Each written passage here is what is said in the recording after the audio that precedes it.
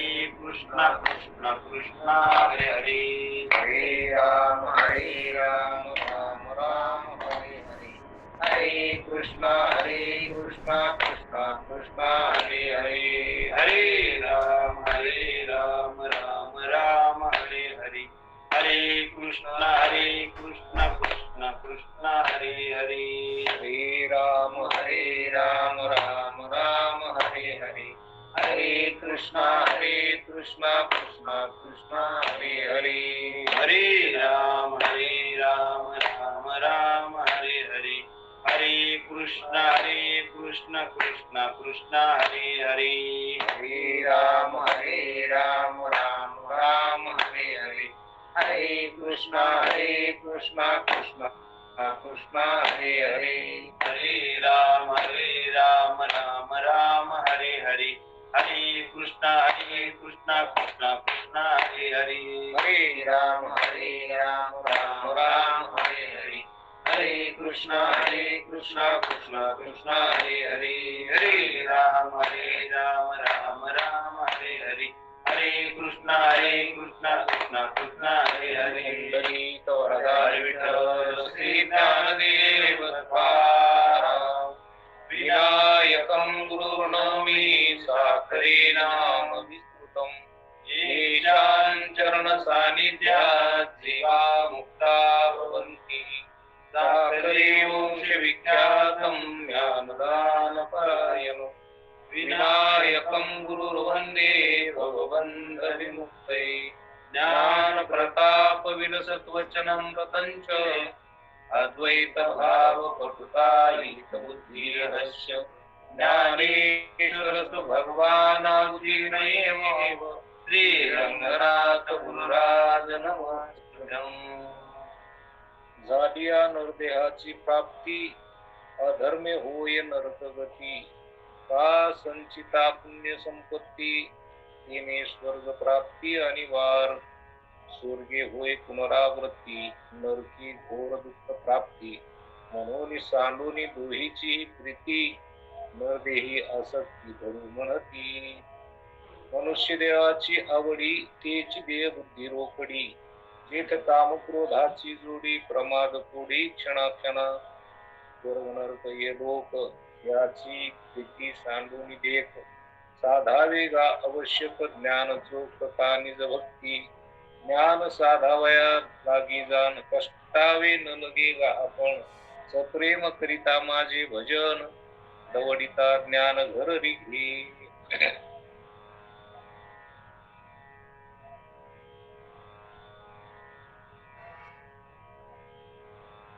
प्रस्तुत सेवेकरिता घेतलेला विषय आजचा श्री संत एकनाथ महाराज यांचं हे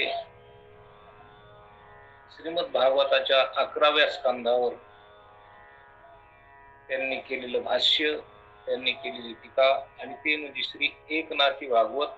या भागवतावर आपण चिंतन करीत असताना आजच्या मध्ये महाराज सांगतात की नरदेहाची प्राप्ती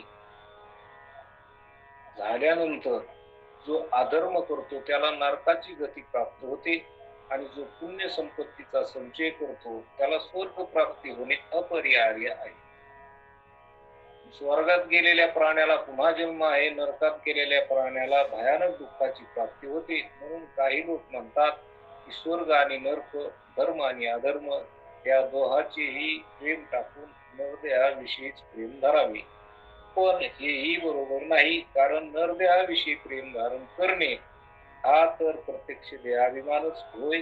त्या देहाभिमानामुळेच काम क्रोधाचा उत्कर्ष होतो, आणि मनुष्याच्या वागण्यात, बोलण्यात आणि विचारात क्षणाक्षणाला कोट्यावधी चुका होतात, आणि मग स्वर्ग नरक आणि हे लोक या सर्वाविषयीचे प्रेम टाकून शुद्ध ज्ञान आणि प्रेमयुक्त भक्ती अवश्य साधता आली पाहिजे.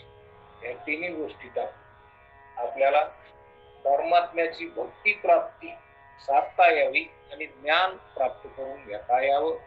या करता नरदेहाचं महत्व कळालं पाहिजे, या करताच नरदेह. म्हणून इथं महाराज म्हणतात की आता आपल्याला नरदेह प्राप्त झाला, आपल्याला आता नरदेह प्राप्त झाला. मग या नरदेहाचं काय महत्व आहे? या नरदेहाचं काय महत्व आहे? का द्यावे खावे प्यावे बरे असावे सदैव याची हवं तरी संसार, का खाण्यासाठी पिण्यासाठी चांगलं राहण्याकरता हा नरदेह आहे का? नाही. खाऊ नाही पिऊ नाही चांगलं काय राहू नाही असं बी नाही. पण या नरदेहाचा मुख्य उद्देश काय? मुख्य याच की हे कोणत्या कार्यासाठी नरदेह? आपल्याला नरदेहाचं महत्व कळालं पाहिजे की नरदेह किती महत्वाचा आहे आणि कशा करता आहे, कोणत्या कामात. आपण नरदेहाला येऊन नरदेहाने जे काम होतं ते जर नाही केलं तर नरदेहाला येऊन हानी झाली. काय झाली? मग आपण इथं किती चांगलं राहिलो, किती चांगलं खाऊन पिऊन राहिलो, जगलो, तर त्या जगण्याला सुद्धा काही अर्थ नाही. फक्त काय होईल? क्वालिटी आहे फक्त जगण्याची. काय? तसं इतर प्राणी आहेत, इतर जीव जंतू आहेत, ते बी जगत आहेत, ते बी खातेत पितेत, ते काही खातेत, कुठं राहते. आपल्यासारखे बंगलेत का द्यायला राहत नाही. आपल्यासारखी एसी कूलर या असे गाड्या गालीचे हे आहेत का द्यायला? नाही. ह्या सुख सुविधा आपल्याला पंचपक्वान्न येतो त्याला. काय काय खाऊन कसं कसं खाते ते आपल्याला माहित नाही. मग ते बी जगतात, मनुष्य बी जगतो. पण मनुष्याची जगण्याची क्वालिटी आहे म्हणतात आणि त्याची क्वालिटी नाही का नाही. पण जगतो तो तोही जगतो ना हाही जगतो. मग त्या जगण्याला काय अर्थ आहे का? त्याच्या जगण्यात आणि याच्या जगण्यात काय? क्वालिटीसाठी जगणं आहे का? क्वालिटीसाठी जगणं हे मनुष्य देह क्वालिटी जगण्यासाठी नाही. मनुष्य देहाचं महात्म्य खूप वेगळं आहे. ते जर आपण लक्षात घेतलं तर आपलं आत्यंतिक कल्याण, आपलं आत्यंतिक कल्याण, परमानंदाची प्राप्ती आहे का नाही, आणि आत्यंतिक दुःखाची निवृत्ती. मनुष्य देहाने आपल्याला जे आपल्या पाठीमाग आत्यंतिक दुःख म्हणजे जन्म मरणाचं दुःख लागतं, ते जन्म मरणाचं दुःख आपल्याला दूर करता येतं. जन्म मरणाचं दुःख दूर करता येतं. इतर देहात आपल्याला फक्त भोग भोगता येत, जे मिळतील ते भोग, जे प्रारब्धानं जसे मिळाले तसे भोग भोगता येत. तिथं काही जन्म मरण दूर करता येत नाही. तिथं खऱ्या सुखाची जी शाश्वत सुख, शाश्वत सुख म्हणजे जे कधीही न जाणार, कधी जिथं दुःखाचा संबंध नाही, दुःख संबंध रहित असं जे सुख आहे त्याला शाश्वत सुख. आणि ते सुख आता मनुष्य देहात इतकं प्राप्त करता येत, इतर देहात नाही ते का. म्हणून इतर देह म्हणजे नुसत्या भोगभूमी आहेत, नुसतं खावं प्यावं जगावं हेच असं. आणि मनुष्य देह नुसता खाण्यापिण्याकरता जगण्याकरता नाही. पण आपण आताच विचार केला नाही की आपण वर्तमान काळातलाच विचार करतो, भावी काळातला विचार करीत नाहीत. आणि मनुष्य देहात भावी काळातला विचार करताय. इतर देहातल्या जीवाला भावी काळातला विचार कुठं करता येतो? नाही. ते वर्तमान काळात जगत असतात. आणि माणसं तरी वर्तमान काळातच जगायले. कशात जगायले? वर्तमान काळात. भावी काळाचा विचार कोणी करतो का? नाही. लय झालं तर भावी काळाचा एवढा विचार करतो आपण की आपल्या 2-4 पिढ्याला पुढे निघतो. आता हे विचार आहे का? नाही. हे विचार तुम्ही ठरविता तसा कसं काय होईल? तुम्ही किती धन कमी ते राहील कशावर? किती कथ असत का? नाही. धन ही सावली सारखं, जसं सावली सारखी बदलत तसं धन लक्ष्मी चंचल, ती स्थिर नाही. आणि मग ती आपण स्थिर करायचा प्रयत्न करतो, ती स्थिर कशी राहील? नाही राहत. म्हणून हे धन मिळवणं हे बी कारण हे खरं नाही. खरं का नाही? हे अस्थिर आहे. कशामुळं असतील, कारण भोग सगळे असतील, भोग सगळे असतील म्हणून ती टिकत नाही. दुसरी गोष्ट, भोग हे प्रारब्धाचे आहेत म्हणून टिकत नाही. प्रारब्ध संपलं तर भोग राहत नाही, आणि भोग पहिलेच असतील म्हणून तेही टिकून राहत नाही. आपण त्याच्या मागे, आपण कशाच्या, त्याला मिळवायचं आणि त्याला स्थिर करायच्या मागला, ते स्थिर राहील का, ते मिळवता येईलच का, ते प्रारब्धाचे का कशाचे, प्रारब्धानं मिळायचे असल्यावर आयतं बी काही न करता बी बसतो, बसल्या नाही का नाही. आता एखादा मुलगा चांगल्या श्रीमंताच्या घरी जन्माला येतो, त्यावेळेस तिने काय केलं, त्याला काय 4-2 एकर घ्यायची चिंता आहे का आता, नाही. एखादा बंगला बांधायचा, राहायला घरच नाही म्हणून त्याला चिंता आहे नाही ना, आहे का नाही. आणि जे एखाद्या गरीबात की ज्याला खालाच नाही, त्याच्या घरात जन्माला आलं म्हणजे त्याच्या बापालाच चिंता आहे. आता त्याला तो जगू शकत नाही तर पुढे त्याला बी चिंता आहे, त्याला जगण्याची चिंता आहे, त्याला घर बांधायची चिंता आहे, त्याला सगळ्याची आहे का नाही. आणि जो श्रीमंताच्या घरी आहे जन्माला, त्याला कोणती चिंता आहे, ते प्रारब्धानं झालं की कशानं, प्रारब्धानं आहे की नाही. प्रारब्धेची जोडे प्रारब्धेची जोडे मान, तुका करीना गो भाट. मग हे सगळं प्रारब्धाच आहे, मान आहे का नाही, अन्न मान धन हे तो प्रारब्धा आधीन. मग हे सगळं प्रारब्धानं भोग भेट, सगळे भोग हे कशाचे आहेत, प्रारब्धाचे. आपलं चांगलं आहे तर बरं आहे, चांगलं म्हणावं, बरं आहे देवाने चांगलं ठेवलं, काहीतरी आपलं पूर्वीचं पुण्य म्हणा, काहीतरी प्रारब्ध चांगलं आहे तर भजन करायला सोपं आहे. चिंता नाही म्हणल्यावर भजन करायला चांगलं आहे का नाही. त्याच्या मागे खाण्यापिण्याची चिंता आहे, त्याला खाऊन पिऊन पण भजन केली बी करावं, त्याला चिंता आहे थोडीफार, म्हणजे याला चिंता नाही म्हणले तर बरं आहे, प्रारब्ध चांगले ना. प्रारब्ध हे सगळे भोग प्रारब्धाचे, सगळे भोग प्रारब्धाचे. पण इथं भोगाच्या मागे लागणं, भोगाचा उत्कर्ष आहे का नाही वाढविण्यापेक्षा इथं देवाची भक्ती करून आहे का नाही, इथं जीवपणा काढलेला, साधूची संगती संतांची संगती करून आधी काय करावं, जीवपणा काढा.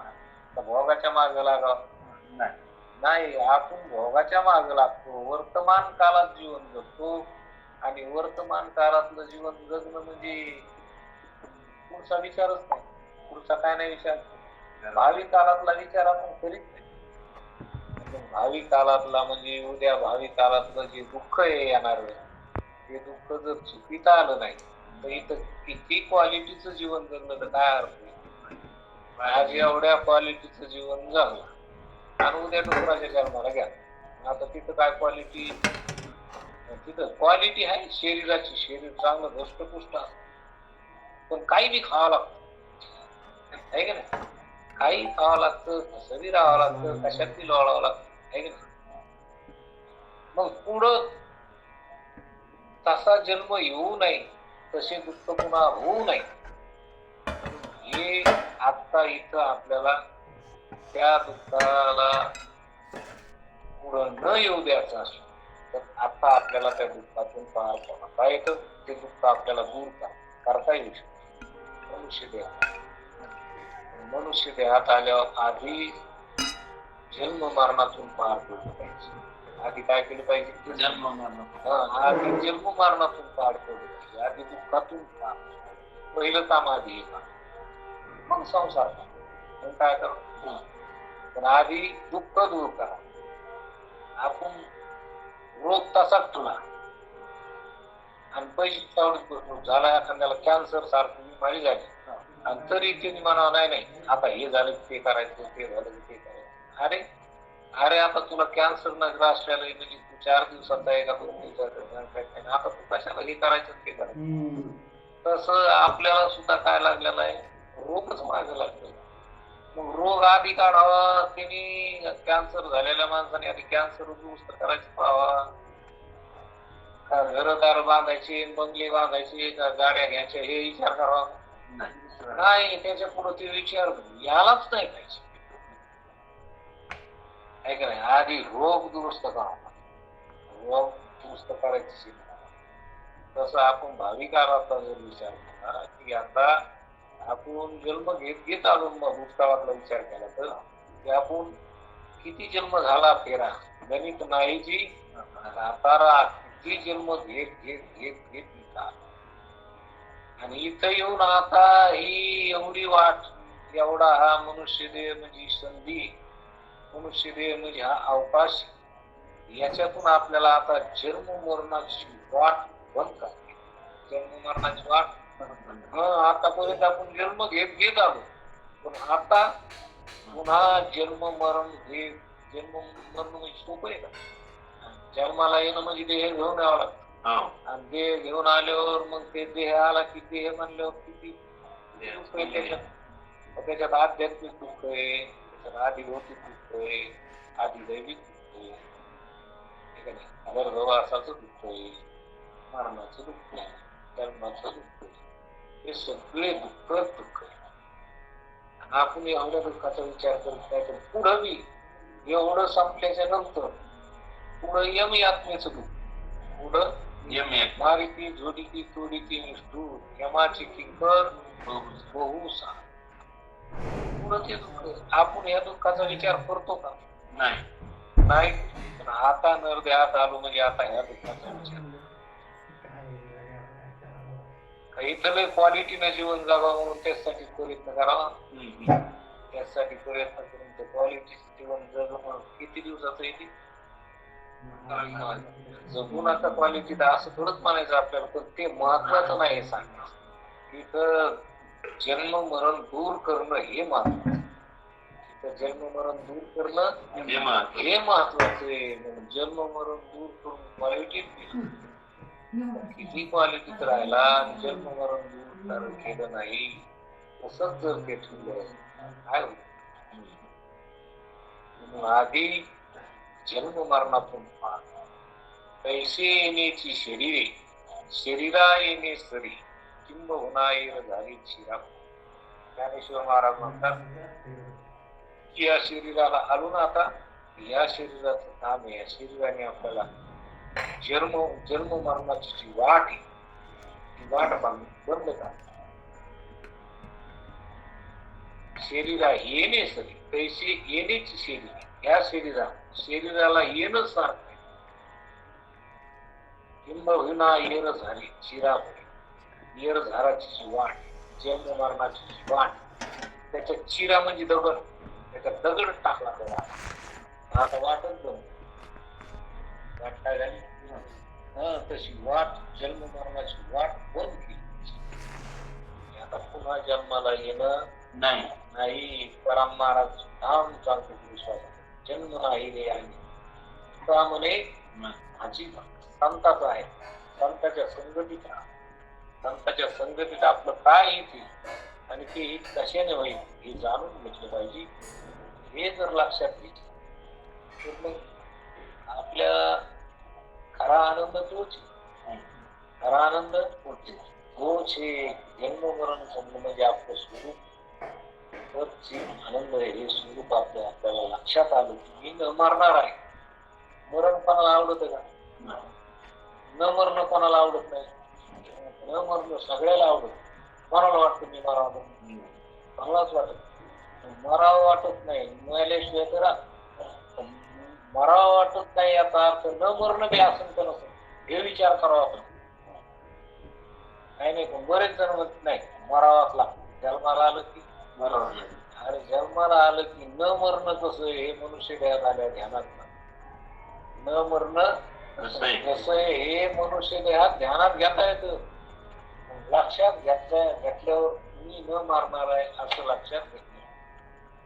तुम्हाला पुन्हा मरणाची चिंता राहील का? नाही. सगळ्या चिंता कशाची? मरणाची. खाण्यापिण्याची चिंतापेक्षा कशाची चिंता आहे? मरणाची जास्त चिंता आहे. कोणाला विचारा खाण्यापिण्याची चिंतापेक्षा कोणती चिंता जास्त? मरावा कोणाला वाटत नाही. आणि न मरण सगळ्याला आवडत. मरण कोणालाच आवडत नाही. न मरणं सगळ्याला आवडत, न मरणं नाही का? आहे, पण आपल्याला लक्षात येत नाही. कारण विचार करीत नाही, विवेक करीत नाही. आणि संत संगतीत विवेक नाही. कोणाच्या संगतीत? संत संगतीत होत असतो. एकमेकाच्या संगतीत, जीवानी जीवाच्या संगतीत विवेक नसतो. तिथं वाद होत असतो. तिथं काय होत असतो? जीवा जीवाचं जमत असतं का? नाही जमत. हा, जीवा जीवाचं जमत नाही.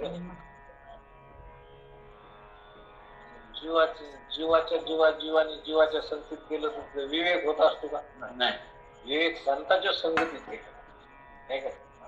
देवाच्या संगतीत गेल्यावर देवाचं जीवाचं जमत असत. देवाचं जीवाचं कधीच बिघडत. संतांच्या संगतीत गेलं की मग तिथं जमत बिन विवेक होतो. काय होतो? विवेक होतो. त्या विवेकाने आपल्याला मी आनंद आहे, मी ब्रह्म आहे, मी चैतन्य आहे, मी ज्ञान स्वरूप आहे असं लक्षात येतं. आणि त्या स्वरूपावर मग तसा आपला निश्चय झाला की निश्चयाचे बळ सुखामध्ये मी न मारणारा कसा आहे हे जाणून घेतल्यावर तसा निश्चय होता. आणि त्या निश्चयावर राहावा म्हणजे भीती राहते का? नाही राहत. म्हणून हे आता इथं लक्षात घेता येतं. म्हणून इथं महाराज त्या आपल्याला सांगते की नरदेह प्राप्ती झाल्यानंतर जो अधर्म करतो त्याला नरकगती प्राप्त होती. आणि जो पुण्य संपत्तीचा संचय करतो त्याला स्वर्ग प्राप्ती होणे अपरिहार्य आहे. इथं महाराज सांगतात की नरदेहाच्या संख्येने अविद्येची निवृत्ती होते, भगवतपदाची सगुण निर्गुण ब्रह्माची प्राप्ती होते. त्या नरदेहात फार महत्वाचे प्रसिद्ध लाभ होतात. ज्या नरदेहाच्या प्राप्तीची इच्छा सर्व प्राणी करतात ते प्राणीच बापरे किती अशी इच्छा करतील. स्वतः ब्रह्मदेव देखील या मनुष्य देहाची इच्छा करतात. स्वर्गीचे अमर इच्छेसाठी मोठी लोक व्हावा महात्मा या मनुष्य देहात आलं तर तिथं आपल्याला परमात्मा प्राप्त. मनुष्य देहात आल्यावर इथं कोणी पुण्य करायच्या नादीला आहे की नाही? कोणी इथली संपत्ती जमा करायच्या नादीला. इथली संपत्ती इथली भोग जमा केली म्हणजे इथं सुख मिळत या इच्छा. आणि स्वर्गातले भोग मिळावा म्हणून पुण्य करावं. तिथं जाण्यासाठी काय करावं लागतं? पुण्य करावं लागतं. मग कोणी पुण्याच्या नादी लागलं, कोणी इथल्या भोगाच्या नादी लागलं. असं इथं महाराज सांगतात.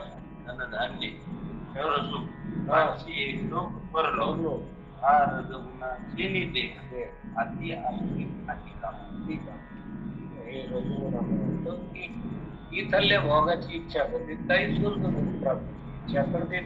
आणि म्हणून जो पुण्य संपत्तीचा संचय करतो त्याला स्वर्ग प्राप्ती होणे अपरिहार्य आहे. स्वर्गात गेलेल्या प्राण्याला पुन्हा जन्म आहे, नरकात गेलेल्या प्राण्याला भयानक.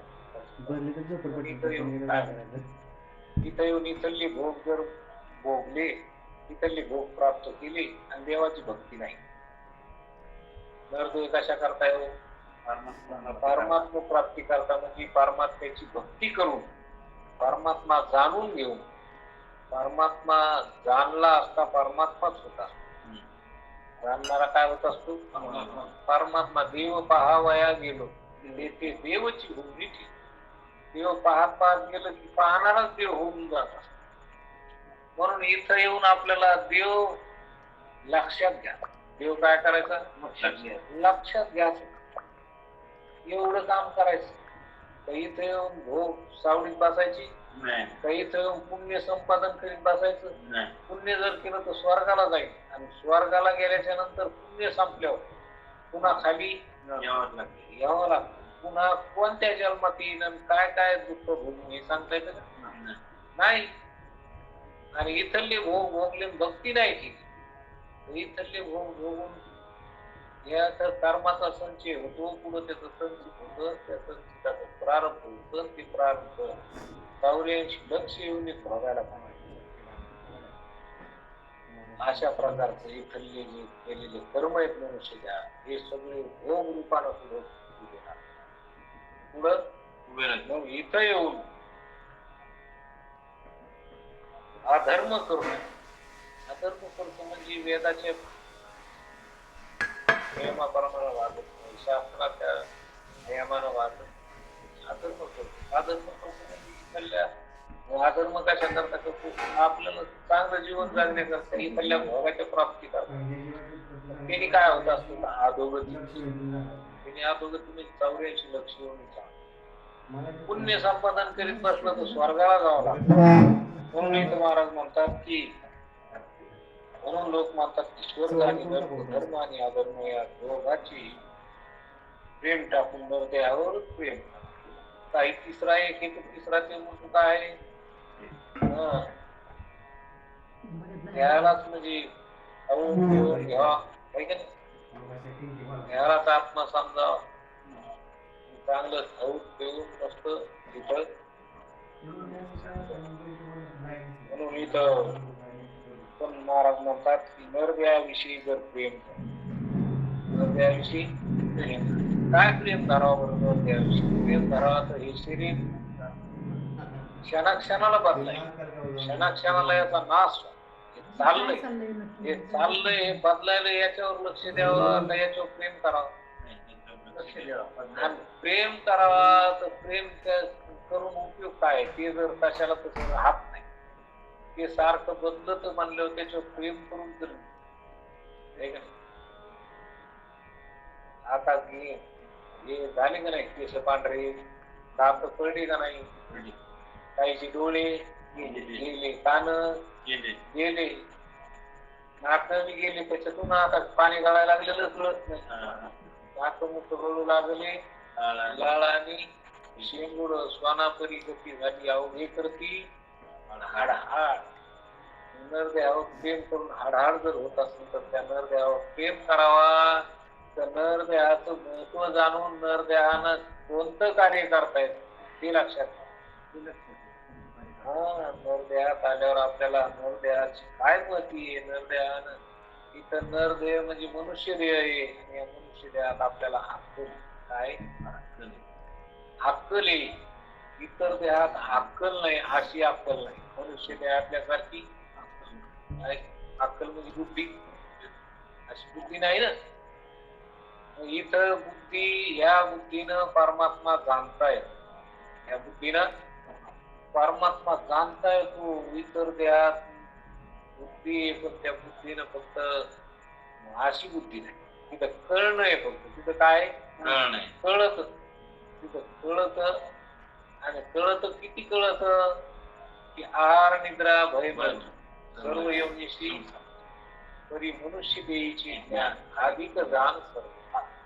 मनुष्य देहाचं देहातलं ते ज्ञान ते विशेष, ते अधिक आहे, ते वेगळं आहे. या नरदेहात आपल्याला कळत बी आणि ओळखू येत.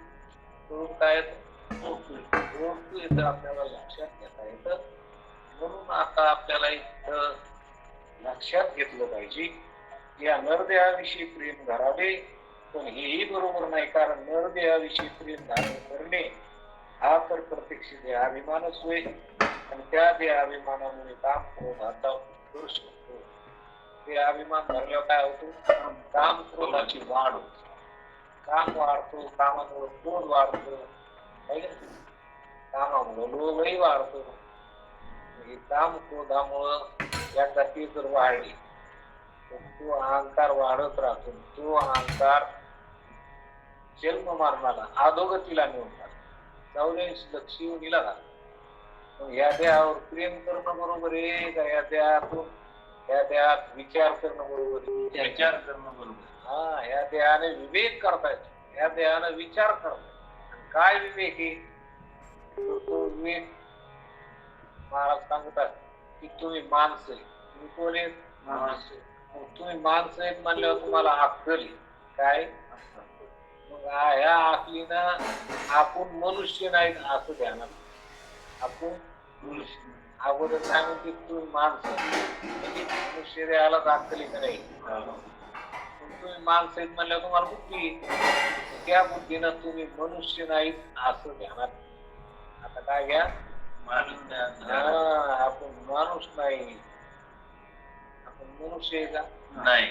नाही, मनुष्य हे शरीर, मनुष्य शरीराचा आकार आहे का नाही, आडामातच.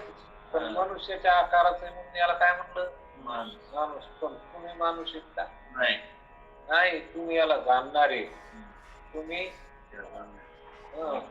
तुम्ही जसं हे देह तुम्ही नाही, मन तुम्ही नाही, इंद्रिय तुम्ही नाही, प्राण तुम्ही नाही, आणि या सगळ्याला जाणणारे तुम्ही.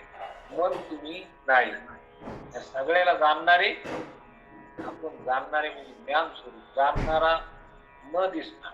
जाणणारा कसा आहे? न दिसणार. न दिसणार आहे. याच्यात काही दिसणार आहे, ते दिसणार आहे, पण जाणीव नाही, जड आहे का नाही?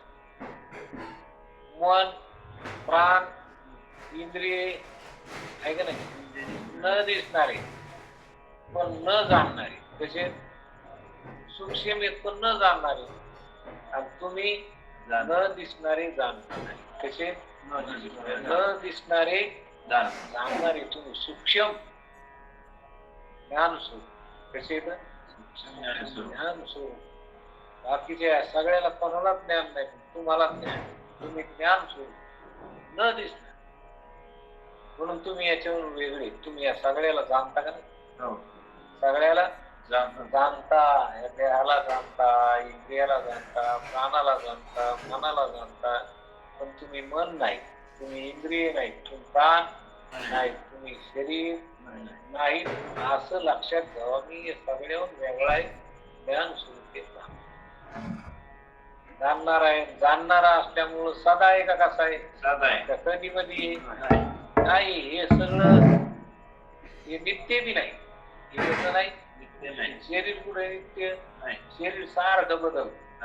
सारखं बदलतं. मन बदलतं. लहानपणचं मन आहे का आता? नाही. लहानपणी आपल्याला खेळा वाटत होतं. आता खेळा वाटतं का? नाही. गोट्या खेळा वाटत होत्या, चेंडू खेळा वाटत होते. आता पैशाचा खेळ. आता पैसे आवडत. आता गोट्या आवडतात का पैसे आवडत? मन बदललं का नाही? मन बदललं. पण तुम्ही बदलले का? तुम्ही त्या मनाला जाणू शकता, तुम्ही बुद्धीला जाणू शकता, तुम्ही इंद्रियाला, प्राणाला जाणता, आणि तुम्ही तुम्हालाही जाणता. पण तुम्ही याच्यासारखी नाही. तुम्ही जीव आहेत, तुम्ही ज्ञान आहेत, तुम्ही चैतन्य आहेत, आहे का नाही? आणि तुमचं आत्म सदा आहे. कसं आहे? साधा आहे. तुम्ही कधी नाही असं तुमचं आहे का? नाही. तुमचा अभाव कधीच नाही. असे तुम्ही सच्चित आनंद आहे. आणि मग हे लक्षात ठेवा. द्या असं लक्षात घेतल्यावर असं ज्यांनी जाणलं तो सुटला. ऐशी ज्यांनी जाणले तो सुटला. असं ज्यांनी जाणलं आणि जाणून त्या निश्चयावर राहायला पाहिजे. काय व्हायला पाहिजे? नुसतं जाणलं नाही, आपण ऐकलं दुसऱ्याला सांगायला, पण निश्चयावर नाही. माणूस वर्तमान काळात जगायला, माणूस म्हणून जगायला नुसतं शब्द पाठ करून ते नसतं. ते अंगात उतरली पाहिजे. तशी तुकामने अंगी हवे ते आपण तरीच मैमान फुलवली. आहे का नाही? तुकाराम महाराज म्हणते, तरी ऐशी दशा येईल माझ्या अंगा, चित्त पांडुरंगा गोपशी. मी पांडुरंगा तुझ्या चिंतनाने झिरलो पाहिजे. तुझी आठवण मला सारखी लागली, तुझा टाकळा लागला पाहिजे. तुझी भक्ती अशी अखंड माझ्या अंतःकरणात रुजली पाहिजे. तर मग ते देवावर प्रेम आहे. तर निश्चय राहतात. आहे का नाही? आपल्या ठिकाणी भक्ती नसेल, भाव नसेल, तर नुसतं ज्ञान बी काय काम. भक्ती म्हणजे त्या आत्मस्वरूप तुम्ही जे जाणलं, तर त्याच्यावर तुमचा भाव बी असणार. त्याच्यावर तुमची भक्ती बी असली पाहिजे. तो परमात्मा कसा आहे? नुसता एवढाच आहे का व्यापक आहे? व्यापक आहे का त्याच्या वाचून दुसरं काहीच नाही? त्याच्या वाचून काहीच नाही. आपल्याला तर काहीच्या काही दिसतं. कोणी चांगलं दिसतं, कोणी वाईट दिसतं, आहे का नाही? मग आपल्याला चांगलं वाईट दिसतं म्हणल्यावर मग आपल्याला मग चांगलं वाईट म्हणल्यावर भेद दिसतो म्हणा. आणि देव ज्याला लक्षात आल्यावर त्याला भेद दिसत का? नाही. परमात्मा सर्वत्र आहे. परमात्मा एक, तो सर्वत्र आहे. त्याच्या वाचून दुसरं काही नाही. असं दिसल्यावर एकच येतो. त्याच्या वाचून दुसरं काही नाही म्हणजे भेद राहील का? नाही. कसा भेद दिसून आता भेद पाहायला 2 लागतील ना. हो. पाहणारा एक हो. आणि दुसरी वस्तू एक. मानते आहे. हा किंवा पाहण्यात येणाऱ्या अनेक वस्तू लागतात तेव्हा त्याच्यात भेद होतो. आणि 2 असल्या तर आपण एक आणि ते एक 2 झाले तरी भेद झाला. हो. मग असा भेद राहू नये. कारण पाहणारा आहे का नाही, पाहण्यात येणार 2 नाही एकच आहे. दोन नाही कधी. एकच आहे परमात्मा एक आहे. पाहण्यात येणाराही तोच आहे, पाहणाराही तोच आहे. अशी ज्याची बुद्धी होईल, अशा ज्याच्या विचार होईल. आणि ते अशा विवेक होऊन असा त्याचा निश्चय होईल. हे आपलं स्वरूप आहे असं लक्षात आलं. आईशी मती जायची होणाचराचर आपणच जाणार असं झालं की तो सुटला. तो जन्म मरणार तो सुटला. त्याच्या ठिकाणी जन्म मरण नाही. त्याच्यामुळे नाही तर त्याचा निश्चय झालेला आहे की मी न जन्मणार आहे, मी न मरणार आहे. काहून तर परमात्मा एक त्याचा आहे एक आहे. तो सर्वत्र आहे. एकच आहे, तो सर्वत्र व्यापक आहे. त्याच्यावर दुसरं काही नाही. आणि तो माझ्याहून दुसरा आहे का? नाही. मीच तो आहे, मीच तो. जो जाणणार आहे ज्ञान स्वरूप आहे त्याला कळतो तोच परमात्मा. आपण परमात्मा आहेत का? हीच एक सर्व. मीच एक सर्व ठाई दृढ धरले पाहिजे. चित्ती दृढ धरली पाहिजे. कार्य हीच पाहिजे. इतके मुक्त. मग काय साधना करायची गरज आहे? आणि सगळ्या साधना कशा करताय? हेच करण्याच्या. कोणती साधना? परमात्मा प्राप्ती करताय का कशा करताय? परमात्मा प्राप्ती म्हणजे काय? परमात्मा प्राप्ती म्हणजे परमात्मा एक आहे. तो सर्वत्र व्यापक आहे. त्याच्यावर दुसरं काही नाही. तो माझ्या दुसरा आहे का? नाही. ज्याला कळत तो परमात्मा, ज्याला जाणतो तो परमात्मा. जाणण्यात येणार परमात्मा. तुमचा ज्ञान प्रकाशी जाणण्यात येणार सगळं का तुम्हीच घेत? तुमचा ज्ञान प्रकाशामुळे कशामुळे? आपण एकच जग आहे. आपण एक म्हणजे जग एक आपणच आहे. आपला ज्ञान प्रकाश आहे का जग? आपणच नसल्यावर जग आहे का? आपण एक म्हणूनच जग आहे. आपलं आपण एक म्हणजे आपलं ज्ञान एक आपणच आहे. आपणच आपलं ज्ञान जरी असलं तर ज्ञान म्हणजे आपल्याहून वेगळं आहे का? सूर्याचा प्रकाश म्हणजे सूर्याहून वेगळा आहे का? नाही. तसं आपलं ज्ञान जे आपलं जे कळणं आपल्याहून वेगळं आहे का? नाही. आणि ते कळणं ते ज्ञान म्हणजे परमात्मा. ते ज्ञान म्हणजे परमात्मा. असं ज्याला कळालं आहे का नाही, त्याला मी न मरणार आहे, मी न जन्मणार आहे, असं माझं नित्य मुक्त असं स्वरूप आहे. असं कळाल्यावर त्या निश्चयावर तो राहतो. तो आनंदी नाही का? आनंदीच. त्याच्या ठिकाणी जन्म मरण नाही. असा पापला निश्चय होतो. तशी एखादी मोठी नोट आहे. आता ती पहिली 1000ची किंवा 2000ची नोट असते घरात आणि ती जर सापडली तुम्हाला जर म्हणलं हे राव द्या तुम्हाला, तुम्ही घेता ना? काय किंमत आहे त्याला? गणनोट आहे पण आता ती चलती का? नाही. ती खोटी आहे का नाही? खोट खरं कळायचं नाही. आताची नोट दिली तुम्हाला 500ची, ती घेता का 2000ची घेता? कारण ती खरी 500ची नाही, 50 रुपयाची जर दिली तर ती घेताना ती 2000ची घ्यायची. कारण ती खरी खोट कळाल्यावर त्याचा स्वीकार करतं का? नाही. खरं कळाल्यावर त्याचा स्वीकार केल्याशिवाय राहील का? पण तसं आपलं स्वरूप म्हणजे परमात्मा आहे असं कळाल्यावर आता तोच निश्चय राहील का नाही? अगोदर आपला निश्चय काय आहे? मी ते आहे म्हणून हा निश्चय. मी शरीर आहे असा निश्चय. काय? मी या नावाचा आहे असं आहे का नाही? मी शुभम आहे असं जर म्हणलं तर हे नाव शरीराला आहे. शरीराला नाव खरं आहे का? नाही. शरीर खरं नाही. शरीराला दिलेलं नाव बी खरं नाही. पण या शरीराला जाणणारा तो खरा आहे का नाही? तसं ते खरे पण काय, ते खरं स्वरूप काय ते लक्षात आलं. ते लक्षात आलं म्हणजे तो परमात्मा. ते काय परमात्मा आहे. तो परमात्मा माझ्याहून वेगळा नाही, मीच आहे. असं लक्षात आल्यावर जन्म मरण राहत नाही. ओळखीला हरी धन्य धन्य तोच. किंवा ओळखीला हरी साठवीला दुःख त्याचे. अशा प्रकारचं हे जाणलं असता दुःख राहत नाही. नाही. मग हे करण्याकरता, हे जाणण्याकरता, हे ओळखण्याकरता आपला मनुष्य. आणि हे जर न करता आपण देहाला मी समजून दे अहंकार घेऊन जर जगत असतो तर त्या जगण्याला अर्थ काही का पुढे दुःखाचा परिणाम येते. मग दुःख आत्ता काढून टाकावा का कसं खावा? आधी दुःख काढून टाका आणि मग जा. आणि असं दुःख काढून टाकल्यावर ज्याला परमात्मा सर्वत्र येतो मी माझ्यावर वेगळा नाही असा ज्याला आनंद झाला त्याला काय भोग संपादन करावं वाटतं इतर नाही. असं असून तसं भजन कधी जीवन जगावं वाटत नाही. काही ते काय करावं वाटतं त्याला चिंतन भक्तीच करावं वाटतं. दुसरं काही करावं वाटत का पैसे जमा करावं वाटते नाही का पुण्य करावं वाटत नाही. स्वर्गाला जाण्यासाठी पुण्य करावं वाटत नाही. त्याच्या ठिकाणी जाणं येणं नाही. नित्यमुक्त आहे असं स्वरूप आपलं स्वरूप आहे असं लक्षात आल्यावर त्याला स्वर्गाला जाण्याची इच्छा असते. त्याला इथले भोग संपादन करण्याची इच्छा असते. आणि ज्याला इच्छा आहे त्याला आपलं स्वरूप लक्षात आलेलं नाही. आणि इच्छा म्हणलं की मरण आहे. इच्छा म्हणलं की मरण दुःख.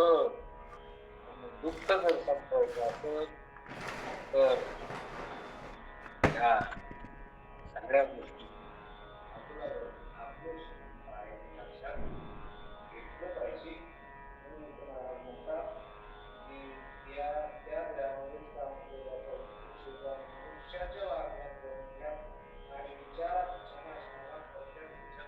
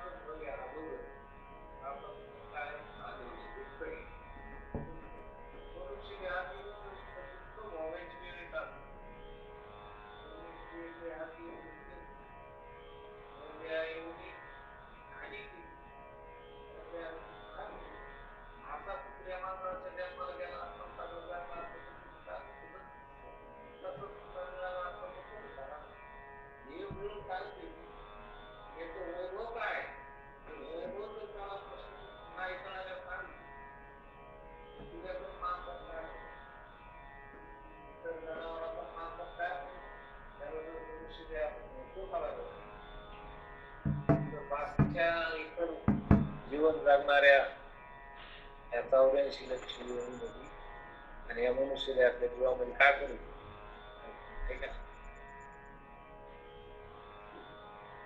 काही नित्य नियमाविना अन्न खायचो वाया मनुष्य पण भार वाये गोष्ट झालं. काही नित्य नियम मनुष्यालाच लावलेला आहे का? नीती न्याय धर्म कोणा करता येईल? माणसाला. तो जर नीतीनं न्यायानं धर्मानं वागत नसत किंवा नीतीनं न्यायानं धर्मानं वागून मनुष्य देहाचं महत्व जाणून घेत नसत इथे येऊन आता या मनुष्य देहानं काय करायचं? जन्म मरणातून पार व्हायचे भवसागरातून पार व्हायचे. हे भवसागर जन्म मरण भवसागर याच्यातून करायचं त्याच्यातून शिकायचं त्याच्यातून मुक्त व्हायचं हे लक्षात घेतलं पाहिजे. म्हणून स्वर्ग नरक आणि यमलोक या सर्व विषयीची प्रेम टाकून शुद्ध ज्ञान आणि प्रेमयुक्त भक्ती अवश्य साधावी. स्वर्ग नरक यमलोक याची प्रीती सांधून घे साधावेगा आवश्यक ज्ञान ज्ञान साधण्याकरता ज्ञान म्हणजे आपलं स्वरूप. ज्ञान म्हणजे आपलं स्वरूपच आपल्याला आपण आपल्याला लक्षात सगळं जग आपण पाहतो, सगळ्या जगाचा विचार आपण आपला विचार कधी केला का? आपण कोण आहेत म्हणून, आपण कसे आहेत म्हणून, आपलं स्वरूप काय आहे हे आपण पाहतो का? आपण इकडं पाहतच नाही, पुढं पाहतो. आहे का नाही? इंद्रियाची ओढ पुढे आहे. पुढं. आपण इंद्रियाच्या अधीन झालो. आपण कोणाच्या? इंद्रिय. इंद्रियाच्या अधीन झालो. आपण सगळ्याचे मालक आहेत का कसे आहेत? मालक होते. सगळी सत्ता आपली आहे का कोणाची? आपली. आपल्याला वाटतं तीची. सगळी सत्ता, सगळे मालक कोण? आपण. तुम्ही.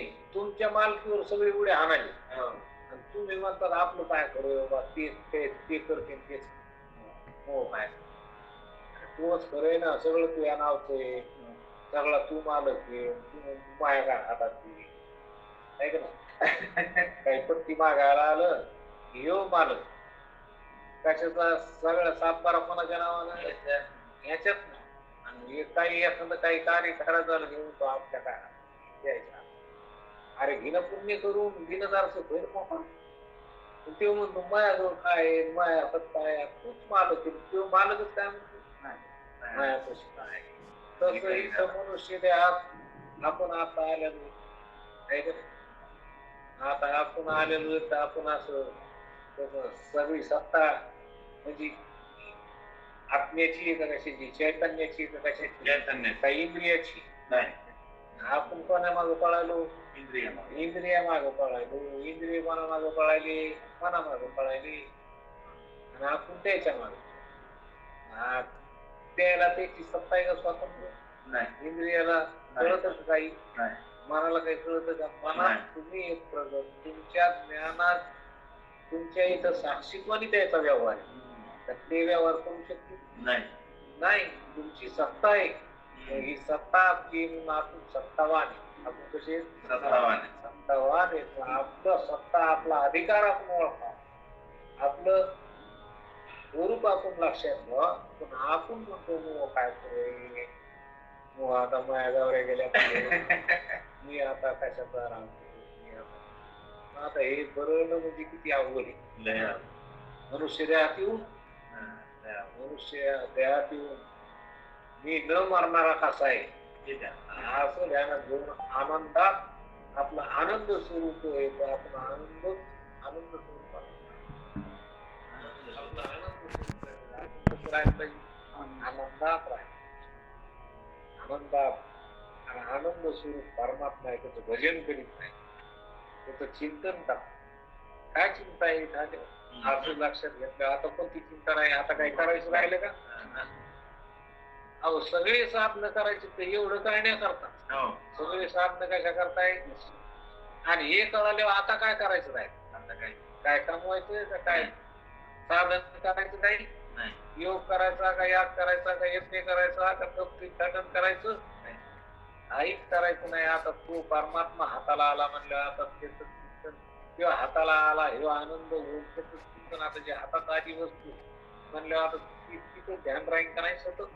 मग आता त्याचं ध्यान राहावा, त्याचं भजन करावं, एवढंच काय, दुसरं काय काही तरी भोग प्राप्त करण्याच्या मागे लागेल, पुण्य करायच्या मागे लागेल, पुन्हा अधोगतीला जात नाही. तेच महाराज इथं म्हणतात की ज्ञान साधना करण्याकरता फार कष्ट करावे लागत नाही. प्रेमयुक्त माझे भजन केले असता, ज्ञानाला हाकलून दिले तरी सुद्धा ते घरात प्रवेश करते. मग आता तुम्हाला मी परमात्मा आहे असं लक्षात आल्यावर आता तुम्हाला कधी विचारता तुम्ही त्याला तुम्ही हाकलून बी दिलं नाही मी नाही देऊ असं जरी म्हणलं तर तुम्ही आता काय म्हणतो नाही म्हणलं तरी मी परमात्मा वेगळा नाही असा तुमचा निश्चय होतो का नाही? मी न मारणार आहे, मी सच्चिदानंद आहे असा निश्चय होतो का नाही? होतो. मग असा निश्चय झाल्यावर काय ते निश्चय जात असतो का? नाही जात. नाही गेल्यावर आता असा निश्चय झाल्यावर कोणतं दुःख आहे तुमच्या आता सांगा बरं, कोणतं दुःख राहिलं असलं तर सांगा नाही. एखादं कुठं तरी कणकण राहिली बा राहिली असली तर मग पुन्हा एखादं प्रवचन त्याच्यावर असं लक्षात घेतलं पाहिजे. गव्हाची राशी हाताशी आल्यानंतर वाटेल ती सर्व प्रकारची पक्वान्ने त्याच्या हातात त्याची होतात, त्याप्रमाणे माझी भक्ती प्राप्त केल्यानंतर ज्ञान आणि ज्ञानाकरिता लागणारी साधन चतुर्थी संपत्ती घरात प्रवेश करते. ती महाराज दृष्टांत देतात, गव्हाची रास हातात आहे म्हणल्यावर आता गव्हाची रास हातात आल्यावर वाटेल ती सर्व प्रकारची पक्वान्ने त्या गव्हाची होतात. गहू त्याचे किती पक्वान्न होते ते सुगरणीला माहिती. फक्त स्वयंपाक करणारी सुगरण तिच्या हातात गहू आल्यावर ती काय काय करेल त्याच किती पक्वान्न करते का आहे का नाही. त्याप्रमाणे माझी भक्ती केल्यानंतर ज्ञान आणि ज्ञानाकरता लागणारी साधन माझं ज्ञान प्राप्त करण्यात माझी भक्ती जर केली, भक्ती केली एकदा की मग ते ज्ञान प्राप्त करण्याकरता जे साधन चतुष्टयाला आहे का नाही. साधन चतुष्टय म्हणजे आधी काय आहे का नाही. विवेक, वैराग्य, संधामादी षट संपत्ती, मोक्षाची तीव्र इच्छा, ह्याला म्हणायचं साधन चतुष्टय. हे साधन चतुष्टय हाताशी आलं उशीर आहे का. भक्ती देवाची एकदा केल्यावर एकदा भक्तीला लागल्यावर किंवा अधिकारीच झाला.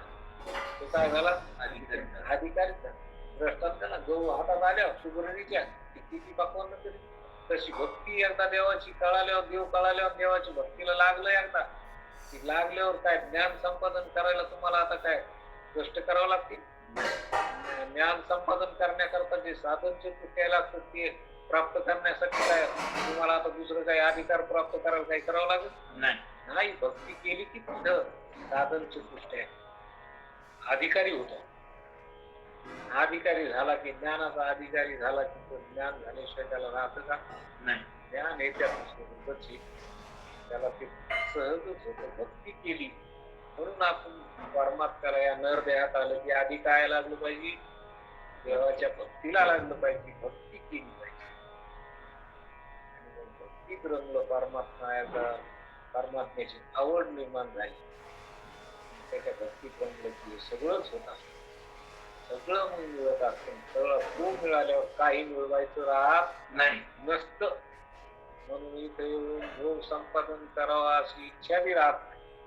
स्वर्ग भोगाची इच्छा तीही राहत नाही. सगळ्या इच्छा निर्मूलन होत आणि आपण निरीक्ष होऊन स्वानंदाच्या आनंदात आपलं स्वर्ग म्हणजे आपलं जीवन जात असतं, जगत असतं. म्हणून इथं काही कमवायचं राहत नाही, काही मिळवायचं राहत नाही आणि काही घालवायचं बी राहत नाही. आपलं जे स्वरूप ते निघते, काही आणायचं नाही, इकडं तिकडं काही करायचं नाही, काही घालवायचं नाही, काही मिळवायचं बी नाही. असं या नरदेहानं आपल्याला प्राप्त करून घेता येतं. ही नरदेहाची महती आहे. महाराजांनी आपल्याला या काही ओव्यामध्ये सांगितलं. आपण 4-5 ओव्या त्या घेतल्या. इथं महाराज आपल्याला असं आपल्या नरदेहाचं महत्व हे नीट लक्षात घेतलं पाहिजे आणि आपलं काम करून घेतलं पाहिजे. झालेली सेवा इथं सद्गुरूच्या चरणी अर्पण करून श्रीला पूर्ण विराम देऊ. आपला वेळ झालेला आहे. कुंडली गौरदा श्री ज्ञानदेव तुकाराम आता विश्वास केले वागिरणे तो जावे तो सोने मजरावे कसायला एकांची व्यक्ती सांडो तया सर्वय तुई आडो तुका परस्परे पडो दुरितांचे तिमिर जाओ ईश्वर धर्म विभावो तुझे वंचित तुते लावो प्राणी भविष्य सगळा मंगळी ईश्वर निशाची मानियाळी अनावत हो मंडळी कल्पतरुचे आव एकता मनीषे गाव बोलती आनंद